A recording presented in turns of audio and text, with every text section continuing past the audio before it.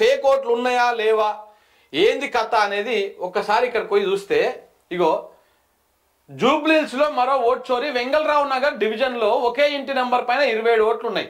List చూసి shock అయినటువంటి ఇంటి ఓనరు ఆ ఇంట్లో ఉండేది కేవలం ముగ్గురే అంట. లిస్టులో మాత్రం 27 మంది ఉన్నారు. దొంగ ఓట్లు 24 ఉన్నాయి. ఆ ఇంట్లో ఉండేదేమో కేవలము ముగ్గురే, కానీ ఇంత ఉన్నాయి. వీళ్ళు ఏం చెప్తా ఉన్నారు, అదే లిస్ట్ పట్టుకొని జర్నలిస్టులు ఆడిపోతే ఇక్కడ చూడండి ఏమంటా ఉన్నారు. ఇల్లు ఎన్ని గదులు ఎంతమంది ఉంటారు, ఈ ఇల్లుకి సంబంధించి ఎన్ని ఓటర్లు ఉన్నాయి, ఎంతమంది లేరు? ఇప్పుడు ఇల్లు 80 గదాలు, ఇది G+3.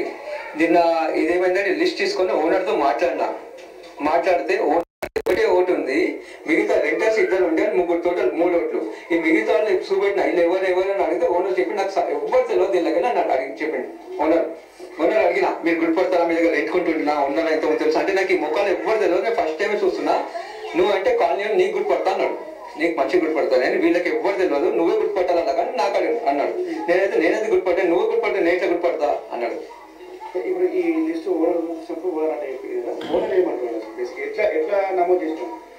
అది నాకే తెలియదు అసలు ఎట్లా చేస్తారు ఓట్లు అని చెప్తున్నాయన. ఇది ఓచోరి అంటే ఇదేనా అని అడుగుతున్నాయన. ఇదే నా ఓచోరి అంటే అంటుండు, తెలియదు కదా అట్లా చేస్తారు మా ఇంటి మీద ఓట్లు అంటున్నాయన. ఇంట్లో ఓనర్ పేరు ఏముంది అసలు? ఈ ఓనర్ సంబంధించి హౌస్ నెంబర్ ఇవన్నీ ఇది ఓనర్ పేరు నారాయణ, ఈయన క్యాటరింగ్ బిజినెస్ చేస్తారైనా.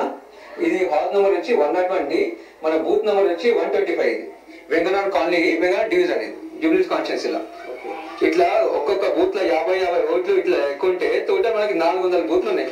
400 బూత్లు అంటే మనకి 20,000 ఓట్లు అవుతాయి. దానిలో ఒక 15 మంది 15,000 మెంబర్స్ వచ్చి ఓటేసినా వీళ్ళే కదా ఎవరు క్యాండిడేట్ కి వించాలంటే వీళ్ళతోనే ఉంది. ఇట్లాంటి వాళ్ళకి జిహెచ్ఎంసీలు కరెక్ట్ ఇంటింటికి వెళ్ళి ఎంక్వైరీ చేసి మన ఓటర్ లిస్ట్ ఇప్పుడు పంచుతారు, వచ్చి ఇస్తారు. ఇప్పుడు చూడాలి, వాళ్ళు ఉంటేనే వాళ్ళ చేతికి అందాలి, లేకపోతే ఇవ్వద్దు. కంపల్సరీ ఓటర్ లిస్ట్ క్యాండిడేట్ ఎవరు ఉన్నారు ఇంట్లో వాళ్ళకి ఇస్తేనే మనకు తెలుస్తుంది. అప్పుడు ఇట్లా ఫేక్ ఓట్లు నమోదు అవుతా ఉంటే మరి ఈ ఫేక్ ఓట్ల మీద ఏమి లేదా, ఏం చర్యలు ఉండవా? దీని మీద ఒక్కరు మాట్లాడతలేరు తెలుసా. అసలు నా రాహుల్ గాంధీ లేడు, నా రేవంత్ రెడ్డి లేదు, ఎవరు మాట్లాడతలేరు. ఓట్ చోరీ మీద ర్యాలీలు, ధర్నాలు, నివాళులు పట్టుకొని తిరుగుడులు ఇట్లాంటివన్నీ చేసినటువంటి కాంగ్రెస్ నాయకులు ఎవరు కూడా మరి జూబ్లీహిల్స్లో ఉన్నటువంటి ఫేక్ ఓట్ల మీద మాట్లాడతలేరు. ఎందుకు మాట్లాడతలేరు?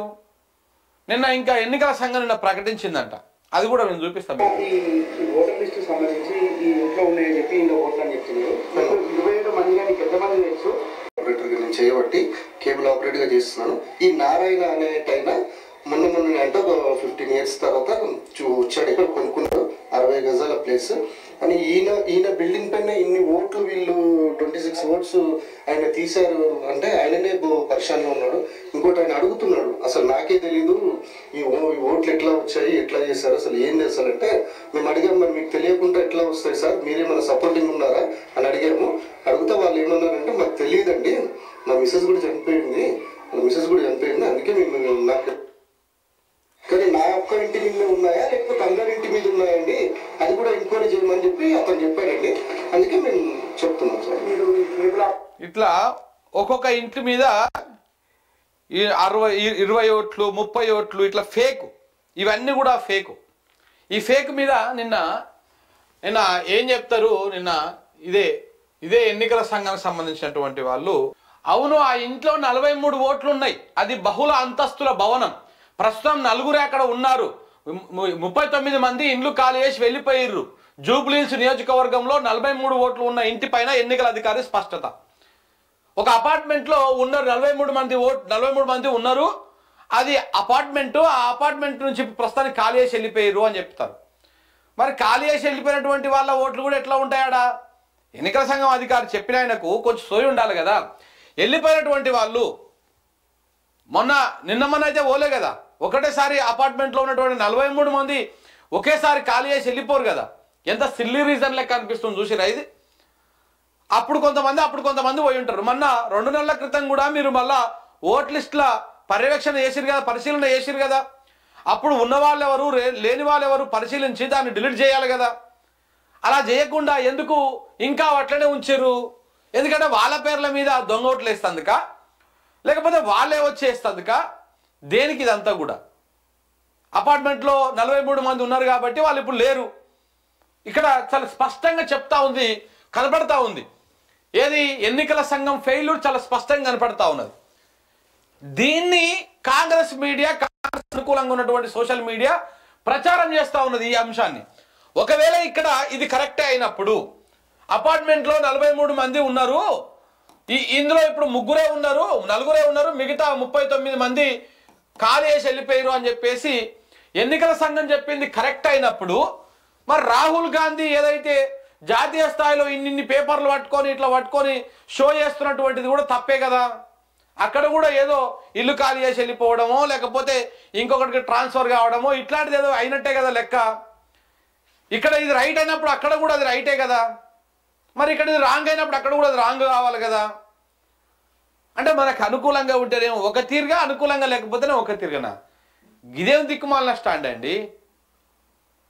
ఇక్కడ ఇక్కడ ఇక్కడ చాలా స్పష్టంగా రాసిరు పేపర్లు, కాంగ్రెస్ అనుకూల పేపర్ అది. మళ్ళీ ఈ ఈనాడు కానీ, ఆంధ్రజ్యోతి కానీ, వెలుగు కానీ, దిశ కానీ, ఇప్పుడు ఈ సోషల్ మీడియాలో ఉన్నటువంటి కొన్ని బ్యాచ్ కానీ, ఇదంతా కూడా కాంగ్రెస్ అనుకూలంగా ఉన్నటువంటి వాళ్ళు బాగా ప్రచారం చేస్తారు. నిజంగా ఆ ఇంట్లో 43 ఓట్లు ఉన్నాయి, కానీ 39 మంది ఖాళీ చేసి వెళ్ళిపోయారు, ఇప్పుడు కేవలం నలుగురే ఉన్నారు కాబట్టి అది ఫేక్ ఓట్లు కాదు అని చెప్పేసి ఎన్నికల సంఘం చెప్పగానే పెద్దగా పెట్టేసి ప్రచారం చేస్తున్నారు.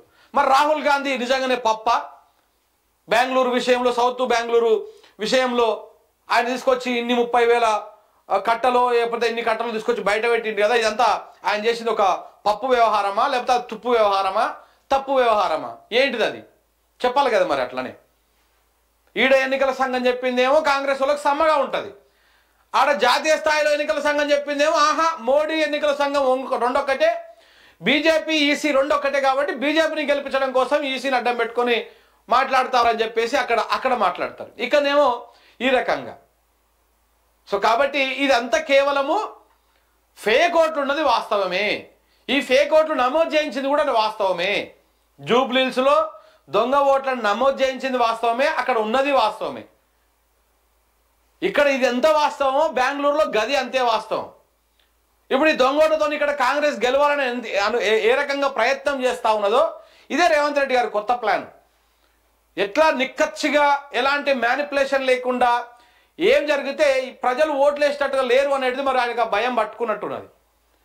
ఎందుకంటే మైక్ పట్టుకొని పోతే ప్రజలు ఏ రకంగా అక్షింతలు వేస్తా ఉన్నారో కాంగ్రెస్ ప్రభుత్వం మీద చూస్తూనే ఉన్నాం.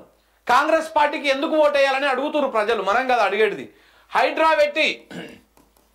హైడ్రా పెట్టి కూలగొట్టినందుక నీకు ఓట్లు వేయాలి, 500 గ్యాస్ సిలిండర్ ఇస్తా అని చెప్పేసి మోసం చేసినందుక నీకు ఓటు వేయాలి, 200 యూనిట్ల వరకు కరెంటు ఫ్రీ ఇస్తా అని చెప్పేసి ఇవ్వకుండా మోసం చేసినందుక మీకు కాంగ్రెస్ పార్టీకి ఓటు వేయాలి,